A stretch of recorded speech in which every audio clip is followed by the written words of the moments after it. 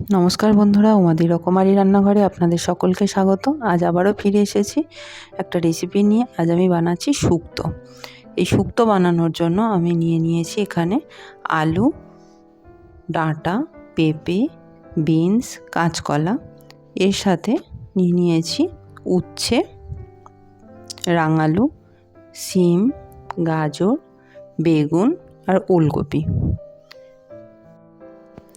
ফোড়নের জন্য নিয়েছি আমি এখানে তেজপাতা, পাঁচফোড়ন আর শুকনো লঙ্কা। আর মশলা বানাবো, সেই মশলা বানানোর জন্য নিয়েছি মৌরি, রাঁধুনি আর পাঁচফোড়ন। তার সাথে নিয়েছি সাদা সর্ষে আর পোস্ত, আর নিয়েছি বড়ি শুক্তোতে দেওয়ার জন্য। এবার প্রথমে আমি ভাজা মশলাটা বানাবো। এর জন্য মৌরি, রাঁধুনি আর পাঁচফোড়নটা আমি শুকনো খোলায় ভেজে নেব, ভেজে গুঁড়িয়ে নেব।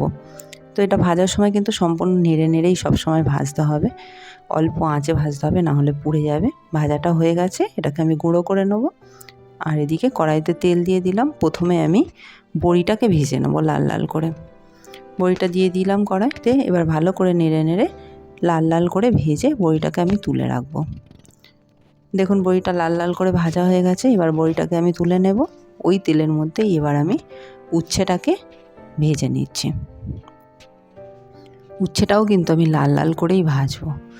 উচ্ছেটা ভাজার সময় আমি সামান্য একটু লবণ দিয়ে দিচ্ছি। এতে করে উচ্ছেটার মধ্যে লবণ ঢুকে যাবে আর তাড়াতাড়ি ভাজা হয়ে যাবে। দেখুন উচ্ছেটা লাল লাল করে ভাজা হয়ে গেছে। এই উচ্ছেটাকে এবার আমি তুলে নেব। উচ্ছেটা তুলে নিয়ে এই কড়াইতেই এবার আমি শুকনো লঙ্কাটা ফোড়ন দিয়ে দেব। শুকনো লঙ্কাটা দিয়ে সামান্য একটু নেড়ে ওর মধ্যে তেজপাতা দিয়ে দেব। তেজপাতা দিয়ে এবার আমি পাঁচফোড়নটাকে দিয়ে দিচ্ছি। পাঁচফোড়নটা দিয়ে ভাজা হয়ে গেছে। এবার এর মধ্যে আমি প্রথমে আলুগুলোকে ভাজছি। তো বন্ধুরা, শুক্তোটা করার সময় একটা জিনিস খেয়াল রাখতে হবে। এখানে সবজিগুলো দেখুন আমি যেমনভাবে পরপর দিচ্ছি, আমি কিন্তু একসাথে সমস্ত সবজিটাকে ভাজছি না। তো এখানে যেভাবে আমি পরপর সবজিগুলোকে দিচ্ছি আপনারাও ঠিক সেইভাবে দেবেন, তাহলে কিন্তু সমস্ত সবজিগুলো সমানভাবে ভাজা হবে। আলুটা দিয়ে সামান্য নেড়ে নিলাম, নিয়ে এবার আমি পেঁপেটাকে দিচ্ছি আর দিয়ে দিচ্ছি ওলকপিটাকে। এই সবজিগুলো একটু শক্ত টাইপের হয়, ওই জন্য এগুলো প্রথম থেকে দিয়ে ভাজলে কি হবে, ভাজাটাও ভালো হবে আর সিদ্ধটাও সব সবজির সাথে সমানভাবে হবে। তো ভাজার সময় আমি একটা চাপা দিয়ে ভাজলাম, তাতে করে কি হলো, সবজিগুলো একটু নরম হয়ে গেল আর ভাজাটাও তাড়াতাড়ি হয়ে যাবে। দিয়ে আবারও একটু উল্টে পাল্টে নেড়ে নিলাম।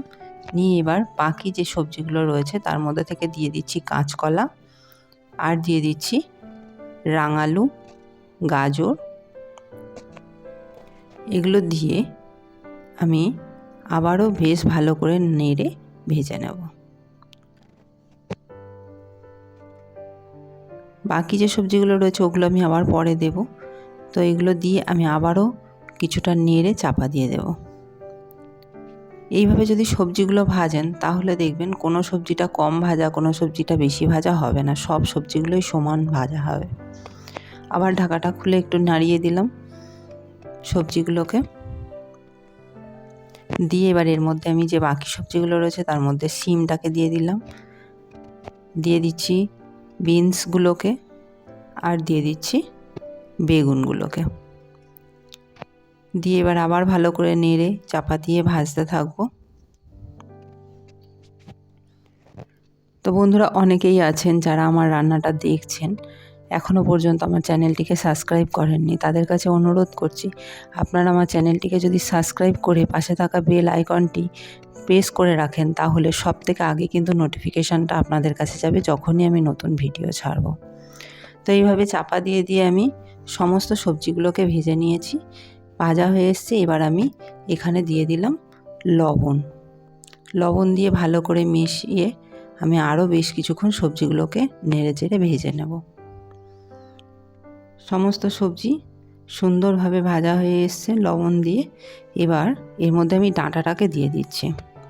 অনেকে আছেন ডাঁটাটা ভাজার সময় দেন না, সিদ্ধর সময় দেন, কিন্তু আমার মনে হয় ডাঁটাটা যদি ভাজার সময় সামান্য একটু দিয়ে ভেজে নেওয়া হয়, তাহলে ডাঁটার যে একটা কাঁচা গন্ধ থাকে সেই কাঁচা গন্ধটা চলে যায়। দেখুন ভাজা হয়ে গেছে সমস্ত সবজি। এবার আমি এর মধ্যে জল দিয়ে দিলাম, জল দিয়ে চাপা দিলাম। দিয়ে এবার সবজিগুলোকে আমি সুন্দর করে সিদ্ধ করে নেব। দেখুন টকবক করে ফুটে এসছে, সবজিগুলো ভালো মতো সিদ্ধ হয়ে গেছে। এবার আমি সবজি সিদ্ধ হওয়া সবজিটাকে নামিয়ে নেব।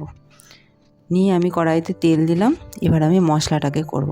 তেল দিয়ে আমি এখানে সামান্য পরিমাণ হলুদ দিচ্ছি। আপনারা না চাইলে এটাকে না দিতে পারেন, কারণ অনুষ্ঠান বাড়ির শুক্তোতে অনেকেই হলুদ দেয় না, কিন্তু আমি দিলাম।